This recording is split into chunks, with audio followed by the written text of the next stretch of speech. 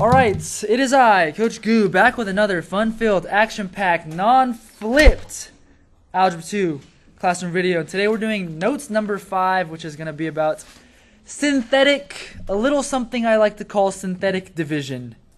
Alright, so what is synthetic division? Synthetic division is, get out of the way, is a shorthand method of dividing a polynomial by a linear binomial. A shorthand method of dividing a polynomial by a linear binomial. Oh, I said that really loud with that. Okay. So a polynomial, that's like a long string of terms, you know, like x to the fourth plus 3x cubed minus 2x squared plus x. That's like a polynomial. Then a linear binomial is with two terms, and it's just with x because it's linear. So like x plus 4 or x minus 3 or x plus 1. Now there's two key points before you can actually use synthetic division, all right? One key point is that the polynomial must be in standard form.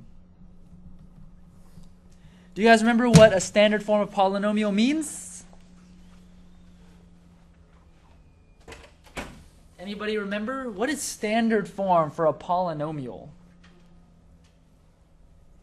When I've got a long string of terms. That's right, from the highest power to the lowest power. Highest exponent to the lowest exponent. So if you want to make that note, write that down. The highest to lowest exponent. And now the second key point, this is very important, is that your divisor, that's what you're dividing by, is in the form, oh lordy, is in the form, divisor is in the form of x minus a. And what that's going to mean for your purposes is that a is opposite of the sign.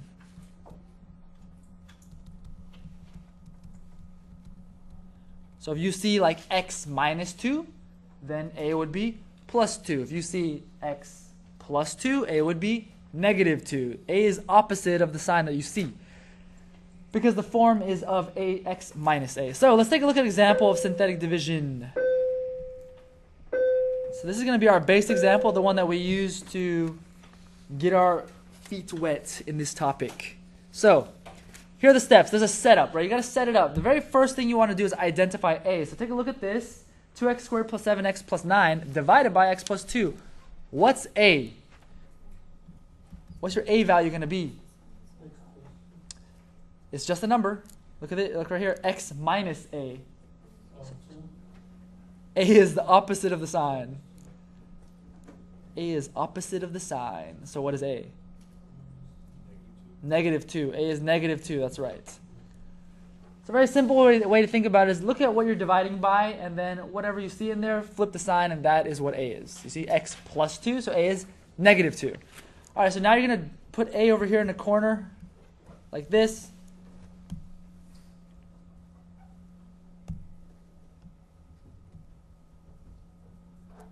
And then we're going to write out the coefficients of my polynomial out in a line right here. So what are the coefficients on my polynomial? What do I have? This is the polynomial, so what are my coefficients? Anybody?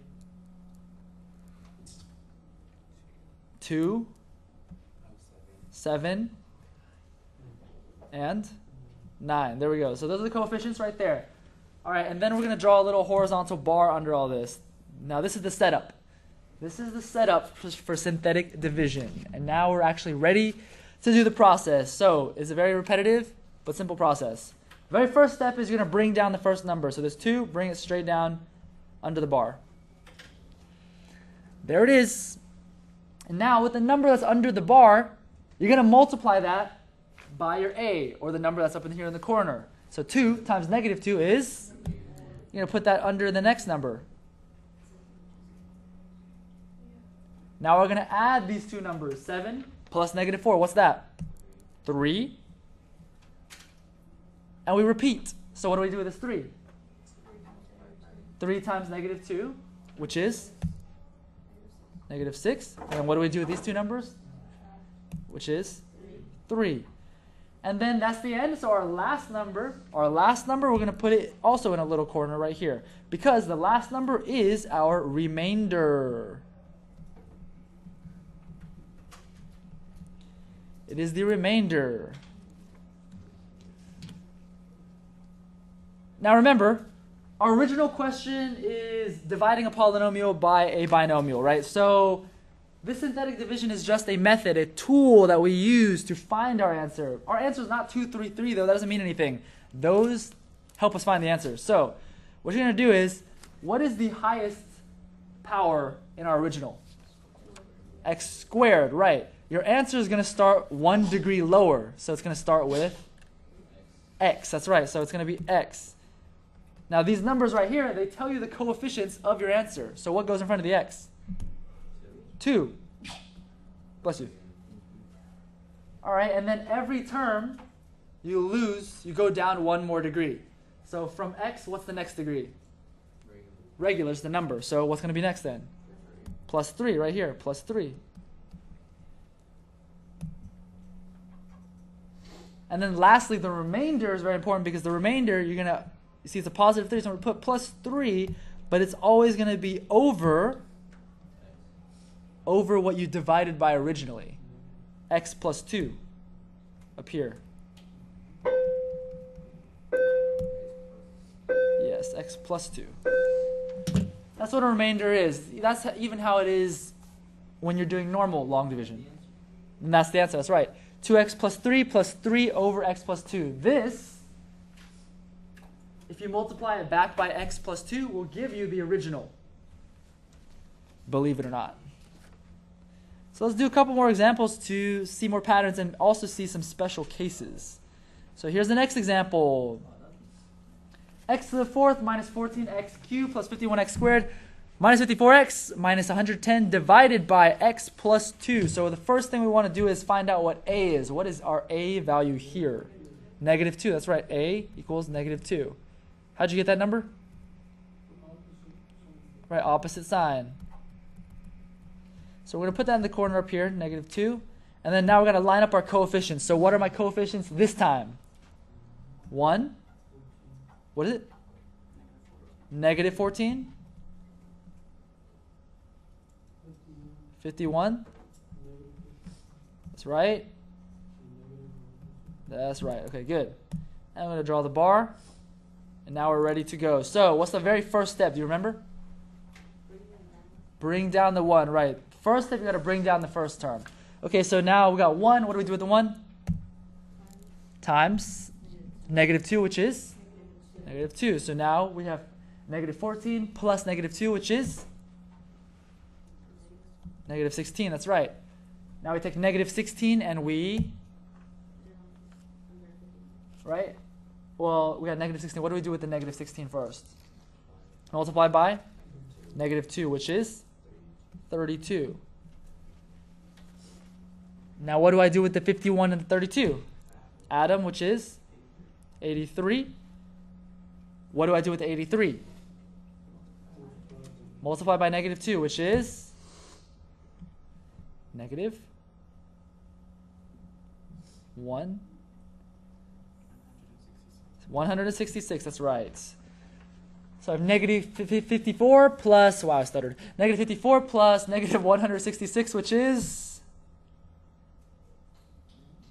negative 220. That's right. All right, so I take negative 220 and I multiply that by negative 2, which gives me, that's right, 440. And then 440 plus negative 110 is 330. So the remainder here is 330. You were close.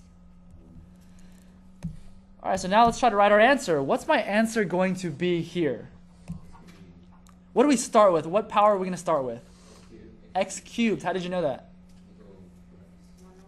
1 down from? Right, from the original, which the highest power there was x to the 4th. Right, so x cubed, and what's the coefficient on the cubed? 1, so I don't need to write that, right? So what comes next? Minus 16x squared, very good. What comes next? Right, and then? And finally?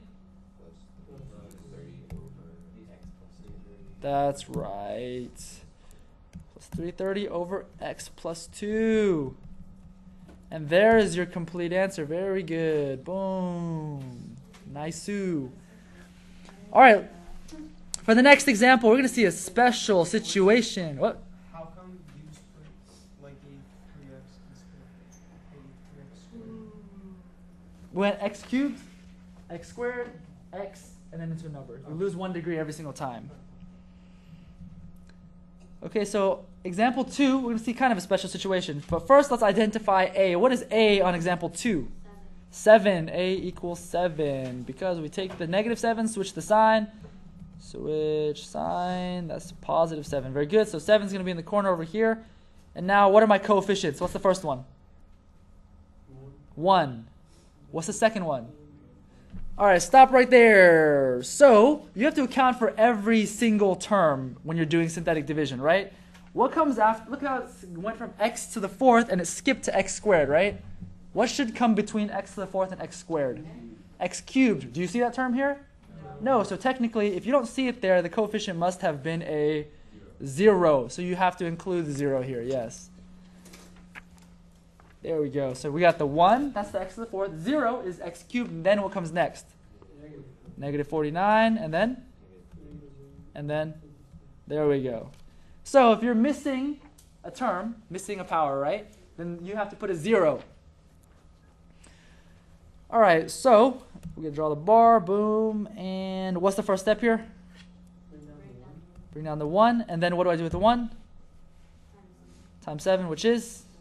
7, and then we have 0 plus 7, which is 7. Now what do I do with the 7? Which is, and what do I do with these? 0. 0 times 7 is 0. Negative 8, because negative 8 plus 0 is negative 8. And then lastly, negative 8 times 7 is 56 plus negative 56 is 0. So the remainder here is 0. There's no remainder.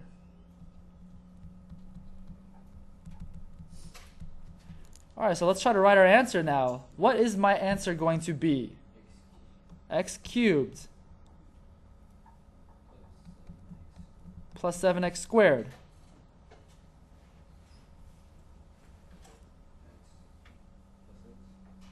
If it's 0, right? You just skip it, right? 0x, that's just gone. So then we go straight to minus 8. And that's it. Exactly. No remainder. There's no x term. And this is your answer. X cubed plus 7x squared minus 8. All right, so let's do one final example. Example 3 on the back side. You want to be able to understand what the question's asking, even if it looks a little different, right? This is still the same idea. So what am I dividing by here? Like what am I dividing by? 3. X minus 3. X minus 3. You guys are telling me the a value, that's right, it's 3. But I'm dividing by x minus 3, right? This can also be read as x cubed minus 27 divided by x minus 3. That's what fractions mean. All right, so you guys already told me the a value is 3 because we switched the sign. So 3, boom. Now what are my coefficients for this one going to be? 1, 0, 0, negative 27, right? Because I see the x cubed. I'm starting at x cubed. What comes after x cubed? X squared. Do you see that? No, so it's going to be 0. What comes after x squared? X. Do you see an x term?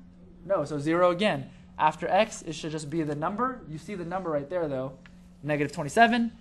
And there you go. So let's draw the bar. What's the first step now?